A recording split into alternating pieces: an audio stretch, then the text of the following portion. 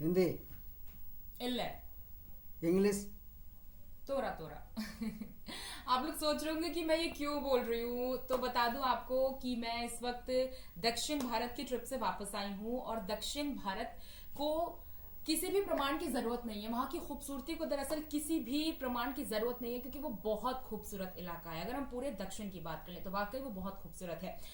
मैं अपनी ट्रिप का अगर जिक्र करूं, क्योंकि कई लोग मुझसे लगातार पूछ रहे हैं कि हाउ वाज योर ट्रिप, तो मैं सिर्फ बताना चाहती हूँ कि मेरी ट्रिप कैसी थी और मैंने कैसे शुरुआत की थी और कैसे मेरी ट्रिप को हमने पूरा किया था। तो मैं आपको बता दूं कि हजारों किलोमीटर का ये सफर रहा था, क्योंकि मैंने यहाँ से शुरुआत की थी नई दिल्ली से, और नई दिल्ली से मैं सबसे पहले गई थी नागपुर। नागपुर में हम जो तमाम दोस्त थे वहां पे इकट्ठा हुए थे। वहां से हम लोगों ने बाय रोड यानी कि कार के थ्रू इस सफर की शुरुआत की थी। इस सफर की शुरुआत बेहद अच्छी थी, बेहद खूबसूरत थी, क्योंकि हम तमाम दोस्तों ने महाराष्ट्र में मिलकर वहां से अपने सफर की शुरुआत की थी। तो क्या था आगे का सफर, पूरे वीडियो में देखिएगा।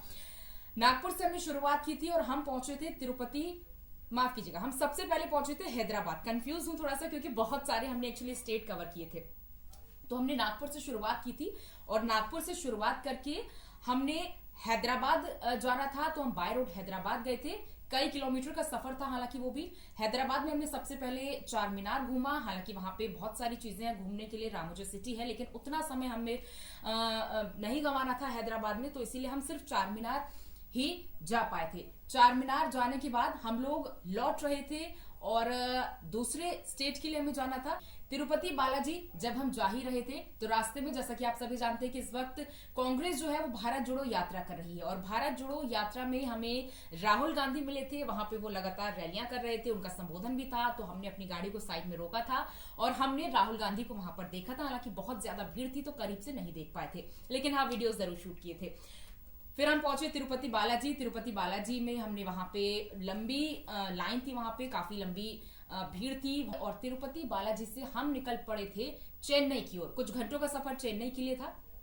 चेन्नई में हम पहुंचे, लेकिन उस बीच जो कठिनाइयां थी वो भी मैं आपको बीच बीच में बताती रहूंगी। बहुत सारी कठिनाइयों का हमने सामना किया था, जैसे कि वहां पे लोगों को हिंदी नहीं आती है, वहां पे लोगों को इंग्लिश नहीं आती है। इंग्लिश के कुछ कुछ वर्ड से हम लोग कम्युनिकेट जरूर कर पा रहे थे, लेकिन हिंदी तो वहां पर लोगों को बिल्कुल भी नहीं आती है। तेलुगु तमिल हमें नहीं आती है, हिंदी इंग्लिश उन्हें नहीं आती है। तो आप सोचिएगा कि इधर नॉर्थ के लोग अगर साउथ पहुंचते हैं तो उन्हें कितनी ज्यादा परेशानियों का सामना करना पड़ता है। अगर हमें एक खाने का भी कोई सामान लेना होता था तो हम इशारों में पूछते थे कि ये कितने का है, हाउ मच। हम ट्राई करते थे कि उन्हें किस तरह से समझ में आ जाए। वो लोग भी हालांकि बहुत कोशिश करते थे कि नॉर्थ वालों को कैसे समझा पाए, हम लोग को कैसे समझा पाए।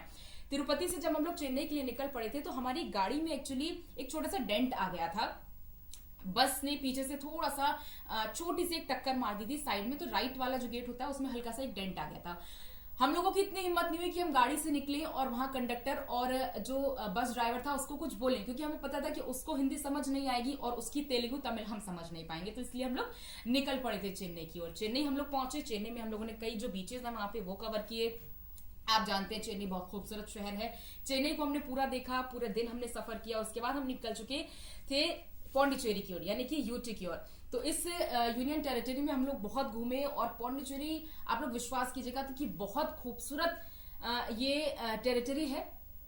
पौंडीचेरी में हम लोगों ने कई सारे बीचेस को कवर किया था। पूरे जो वहाँ पे फ्रेंड्स कॉलोनी है उन सबको देखा था। वो खूबसूरत जो व्हाइट कलर की हाउस हैं वो बहुत खूबसूरत थे वाकई। वहाँ पे तमाम चीजें हमने कवर की थी। हमने समंदर को काफी देखा था।